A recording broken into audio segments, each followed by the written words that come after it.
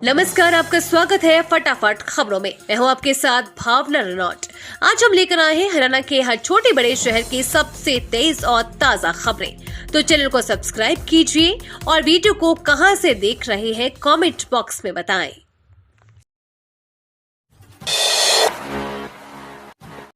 मंत्रियों को अनिल विज से मिलने का सिलसिला जारी। पंचायत मंत्री महिपाल ढांडा ने भी लिया आशीर्वाद। हरियाणा के मुख्यमंत्री नायब सिंह सैनी और परिवहन राज्य मंत्री असीम गोयल के बाद भी मंत्रियों का पूर्व मंत्री अनिल विज से मुलाकात करने का सिलसिला जारी है। इस कड़ी में पंचायत विकास एवं कोऑपरेटिव राज्य मंत्री महिपाल ढांडा ने अनिल विज के निवास पर पहुंचकर उनसे मुलाकात की। इस दौरान विज ने शॉल भेंट कर आशीर्वाद दिया। मुलाकात के दौरान पूर्व मंत्री अनिल विज और महिपाल ढांडा के बीच राजनीति पर चर्चा हुई।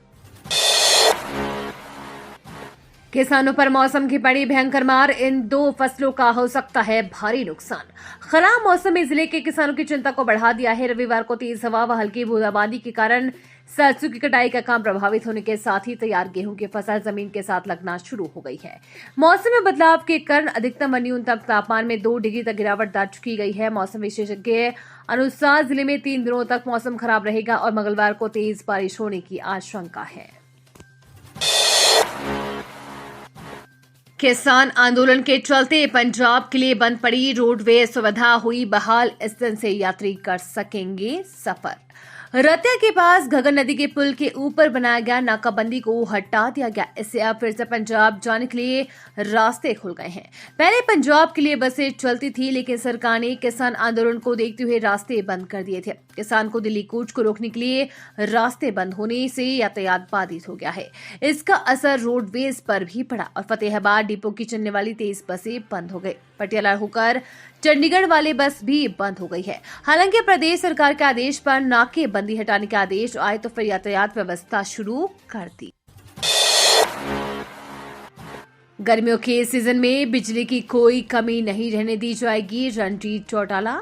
बिजली एवं जेल मंत्री रणजीत चौटाला ने कहा है कि गर्मियों के सीजन में बिजली की कोई कमी नहीं रहने दी जाएगी। बिजली विभाग के अधिकारियों की बैठक करके उन्हें निर्देश जारी कर दिए हैं। अप्रैल, मई, जून व जुलाई माह में बिजली की खपत सबसे ज्यादा होती है, क्योंकि इन दिनों में गर्मी के साथ धान रोपाई भी शुरू हो जाती है। शनिवार को बिजली मंत्री ने सचिवालय स्थित अपने कार्यालय में मीडिया से बातचीत करते हुए दोबारा से बिजली एवं जेल महकमा देने पर मुख्यमंत्री नायब सिंह सैनी का आभार जताया। दिन दिहाड़े लूट। 1.5 साल की भाई की गर्दन चाकू रख बहन को धमकाया, फिर लाखों के कैश को लेकर फरार हुए बदमाश। हरियाणा में अंबाला में शनिवार को दिन दिहाड़े बदमाश घर में घुस गया। उसने 1.5 साल के बच्चे की गर्दन पर चाकू रख 13 साल की बहन से कहा कि घर में जितने भी जेवर और कैश है ले आओ, नहीं तो तेरे भाई को मार दूंगा। बच्ची सामान लेकर आए तो बदमाश फरार हो गया। बच्ची ने इसके बाद कॉल कर परिजनों को घटना की जानकारी दी। अमीरपुर गांव के रहने वाले रिंकू ने पुलिस को दी शिकायत में बताया कि वो अंबाला सिटी के रणजीत नगर में किराए पर रह रहा है। उसके पास 4 बेटी और 1 बेटा है। वो आज शनिवार को सुबह 9:30 बजे अपनी पत्नी जोगिंदर कौर के साथ प्रेमनगर में किसी काम से गए थे। घर पर उसकी बेटी वंशिका और 1.5 साल का बेटा गुरकिरत था। सुबह 10:15 बजे उसकी बेटी ने कॉल करके बताया कि हमारे घर पर काले कपड़े पहने हुए एक युवक आया, जिसके हाथ में चाकू था। आवारा पागल कुत्ते का आतंक, 32 जनों को काटा। घायलों में छोटे बच्चे व महिलाएं भी शामिल। शहर में आवारा कुत्तों के आतंक ने लोगों की जिंदगी खतरे में डाल रखी है। शनिवार को एक आवारा पागल कुत्ते ने उत्पात मचाते हुए डबवाली शहर व मंडी किलियांवाली में करीब 2 दर्जन लोगों को काट लिया, जबकि कल शुक्रवार को भी उक्त कुत्ते ने रेलवे स्टेशन क्षेत्र में 8 जनों को अपना निशाना बनाया था। कुत्ते के हमले का ज्यादातर शिकार बच्चे व महिलाएं बनी है। बड़ी संख्या में लोगों को काटने के मामले आने पर पागल कुत्ते को मार दिया गया। कुत्ते की लाश की फोटो वायरल होने पर लोगों ने चैन की सांस ली। लगभग सभी घायलों को एम्स भटिंडा में रेफर कर दिया गया। एम्स में घायलों को एक अलग वार्ड में रखकर उपचार किया जा रहा है। कुत्ते द्वारा काटने के पीड़ितों में सब्जी मंडी आढ़तियों एसोसिएशन के अध्यक्ष अशोक गुप्ता भी शामिल है, जिन्हें निजी अस्पताल में दाखिल करवाया गया है। गांव में भाजपा नेताओं के एंट्री बैन, फसल मुआवजे को लेकर किसानों ने लिया बड़ा फैसला। प्रधानमंत्री फसल बीमा योजना का क्लेम न मिलने से नाराज किसानों ने काली होली मनाई है। हालांकि नाराज भूमिपुत्र खराब रबी फसल के मुआवजे को लेकर बीमा कंपनी के खिलाफ पंजाब एवं हरियाणा हाईकोर्ट का रुख करने कह चुके हैं।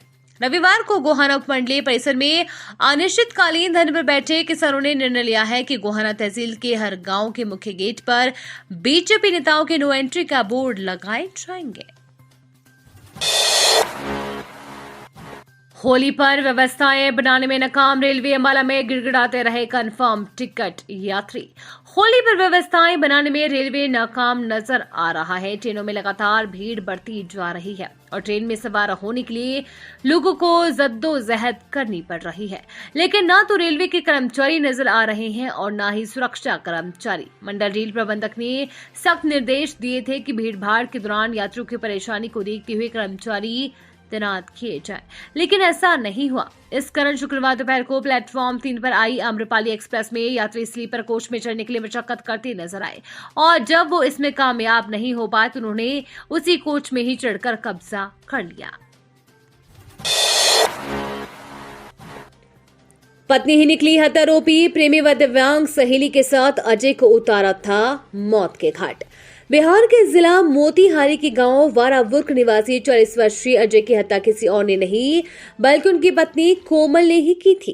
कोमल ने अपने प्रेमी अमित व दिव्यांग सहेली सोनम की मदद से अजय की हत्या की थी। अजय जिंदा तो नहीं है ये जानने के लिए उन्होंने उसके शरीर पर चाकू से कई वार किए, यहाँ तक कि उसका गला भी काटा। शरीर में कोई हरकत न होने पर आरोपियों ने उसके शव को ई रिक्शा में डाला और बुढ़िया रोड पर चौधरी देवीलाल आयुर्वेदिक कॉलेज के पास सड़क किनारे फेंक दिया और उसमें आग लगा दी, परंतु शव आधा ही जल पाया, जिससे उसकी पहचान करने में मदद मिली।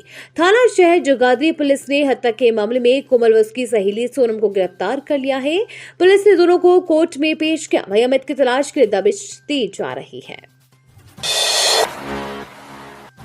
यमुनानगर सहित 11 जिलों में पंपों पर पेट्रोल डीजल भरेंगे कैदी, 2 विभागों से एनओसी मिलने का इंतजार। प्रदेश की 11 जेलों में सलाखों के पीछे बंद कैदी बंदी जल्द ही वाहनों में पेट्रोल डीजल भरते हुए नजर आएंगे। प्रथम चरण में इसकी शुरुआत धर्मनगरी कुरुक्षेत्र से हो चुकी है, वहीं अब अन्य 11 जिलों की बारी है। इनमें यमुनानगर जेल के कैदी बंदी भी शामिल है। जानकारी के अनुसार पायलट प्रोजेक्ट के तहत जेलों के बाहर पेट्रोल डीजल एवं सीएनजी पंप स्थापित होंगे। इससे जहां कैदियों बंदियों को स्वावलंबी बनने का मौका मिलेगा, वहीं सरकार के खजाने में राजस्व भी बढ़ेगा।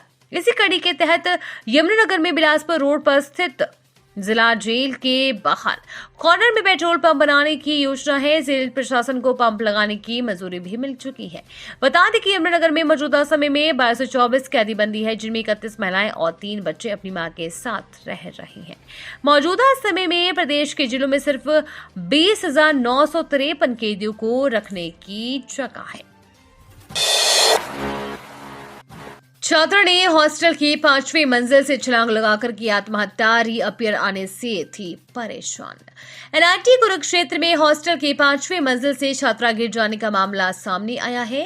घटना सुबह करीब 5:45 बजे की हुई। मृतक छात्रा की पहचान 22 वर्षीय शेवासी फिरोजाबाद के रूप में हुई है। आशंका जताई जा रही है कि छात्रा ने छलांग लगाकर आत्महत्या की है। फिलहाल पुलिस पूरे घटनाक्रम की जांच में जुटी है, जबकि परिजनों को भी सूचित कर दिया गया है। बताया जा रहा है कि संस्थान परिसर स्थित कल्पना चावला हॉस्टल से अचानक ही तेज आवाज आई, जिसके चलते संस्थान सुरक्षाकर्मी पहुंचा तो छात्रा नीचे गिर गई। उन्होंने संस्थान के अधिकारियों को सूचना दी तो वो ही आनंद फानंद में उसे लोकनायक जयप्रकाश नागरिक अस्पताल ले जाएगा, जहां चिकित्सकों ने उसे मृत घोषित कर दिया। हिसार में बड़ा सड़क हादसा, नियंत्रित होकर कार खाई में गिरी, 3 की मौत। हरियाणा के हिसार के बास क्षेत्र में अनियंत्रित होकर कार अचानक खाई में गिर गई, जिस कारण 3 लोगों की मौत हो गई है। मिली जानकारी के अनुसार गांव मुंडाल के पास अचानक कार खाई में गिर गई। तीनों घायलों को एम्बुलेंस की सहायता से नागरिक अस्पताल में पहुंचाया गया। जहां पर संदीप गांव भैणी महाराजपुर निवासी संदीप व पलवल निवासी अनिल को डॉक्टर ने मृत घोषित कर दिया।